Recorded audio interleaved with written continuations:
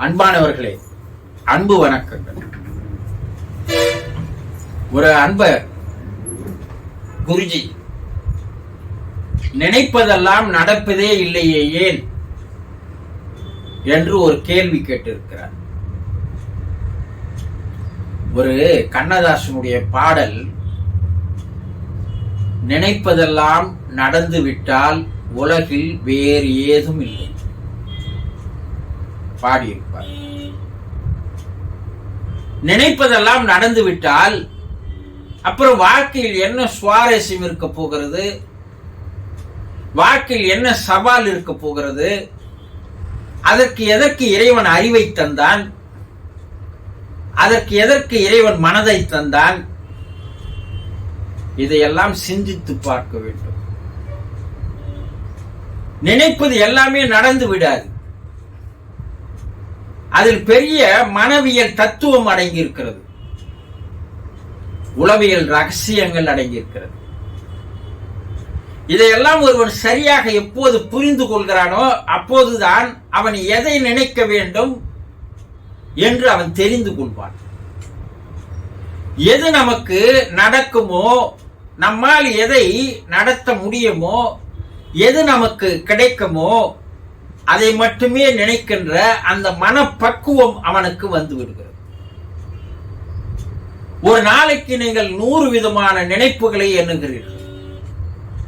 இந்த 100 விதமான நினைப்புகளும் நடந்துவிட்டால் அப்புறம் வாழ்க்கை எதற்கு? இது என்ன அலாவுதீன் அற்புத விளக்கா? தேய்த்த பிற்பாடு பூதம் வெளியே வந்து, எஜமான் உனக்கு என்ன வேண்டும் சொல், நான் நிறைவேற்றி தருகிறேன் என்று சொன்னால் என்ன ஆகும்? அது நிறைவேற்றி தந்து கொண்டே இருந்தால் கடைசியில் அதற்கு சொல்வதற்கு எந்த விதமான வேலையும் இல்லை என்றால் அது ஒரு கண்டிஷன் போட்டிருக்கும். நீங்க எனக்கு எந்த வேலையும் சொல்லவில்லை என்றால் அடுத்த நிமிடம் நான் உங்களை அடித்து சாகடித்து விடுவேன். அப்போ அதே நிலைதான் மனிதருக்கும்.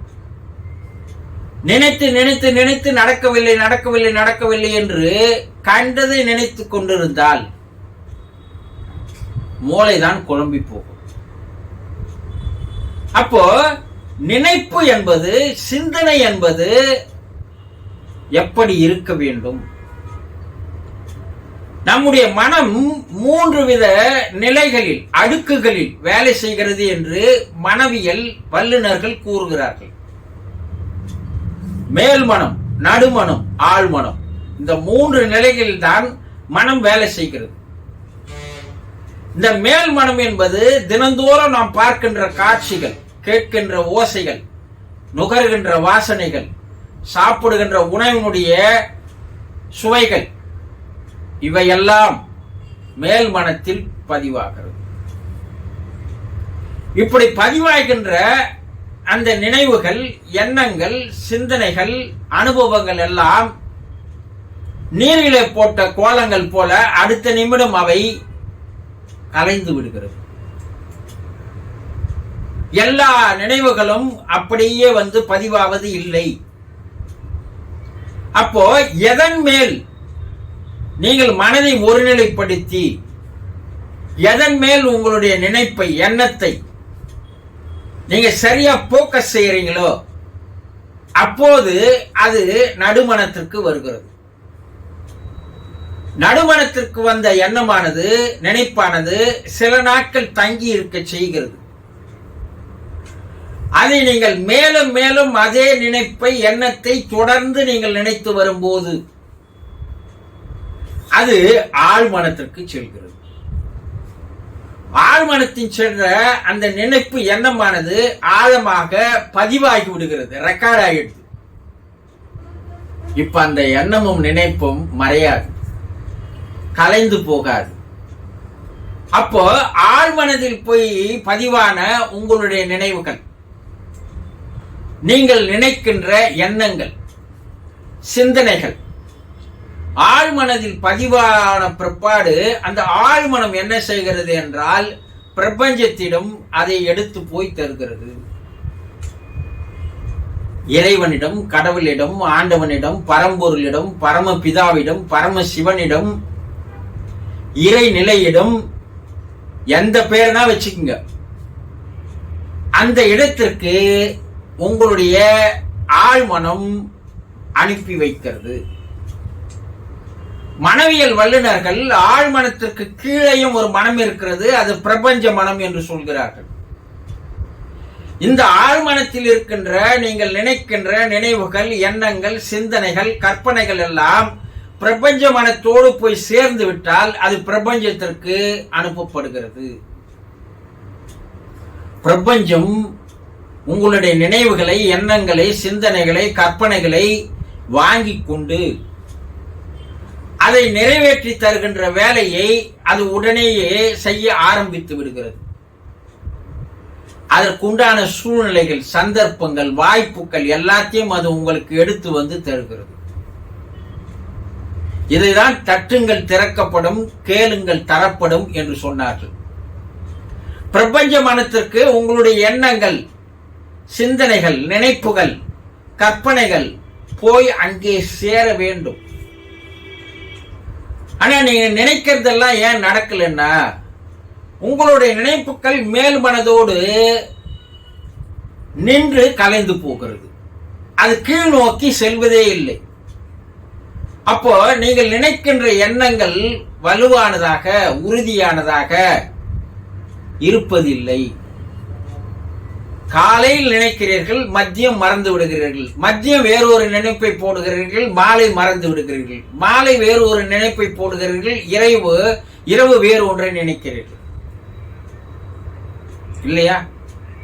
ஒரு மணி நேரத்துக்கு முன்னாடி நினைச்ச நினைப்பு அடுத்த நிமிடம் வருவதில்லை.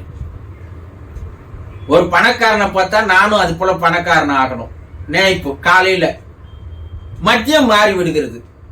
ஒரு அரசியல்வாதியை பார்த்தா நானும் அதே போல அரசியல்வாதியாக மாற வேண்டும், மதியம். காலை நினைப்பு போயிடுச்சு, மதியம் ஒரு நினைப்பு. மதியம் மாலை பார்த்தீங்கன்னா ஒரு IAS கலெக்டர், IPS, IRS பார்க்க சொல்லும் போது நானும் அது போல உயர வேண்டும், மாலை அது போயிடுச்சு. இரவு தொலைக்காட்சியை பார்க்கும் போது நடிகர்களை பார்த்து நானும் திரைப்பட உலகில் அது போல ஒரு நடிகராக மாற வேண்டும். எதையும் உறுதியானதாக நினைப்பு உங்களுக்கு இல்லை.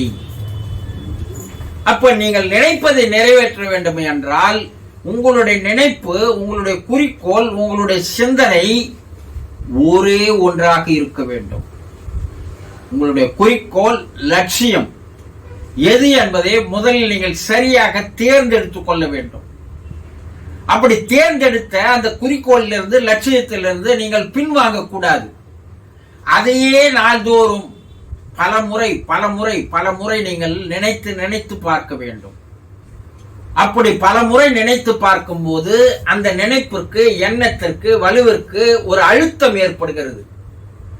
அந்த அழுத்தமானது நடுமனத்திற்கு எடுத்து சென்று நடுமனத்திலிருந்து மேலும் அழுத்தப்படும் போது ஆழ்மனத்திற்கு செல்கிறது. ஆழ்மனம் பிரபஞ்ச மனத்திற்கு தருகிறது. அப்போ உங்களுடைய நினைப்பை நீங்கள் சரி செய்து கொண்டால் ஒழிய நீங்கள் நினைத்தது எதுவும் நடக்காது. அப்ப நினைப்பை சரி செய்து கொள்வதற்கு மனத்தினுடைய அடுக்குகளை தெரிந்து கொள்ள வேண்டும். எப்படி நினைக்க வேண்டும் என்று தெரிந்து கொள்ள வேண்டும். அந்த நினைப்பை எப்படி ஆழமாக பதிவேற்ற வேண்டும் என்று தெரிந்து கொள்ள வேண்டும். இப்படி தெரிந்து கொண்டவர்கள் தான் சாதனை படைத்தவர்களாக இருக்கிறார்கள்.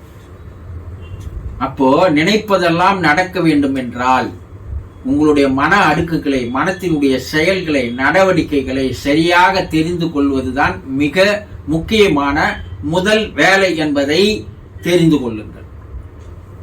சந்தோஷம்.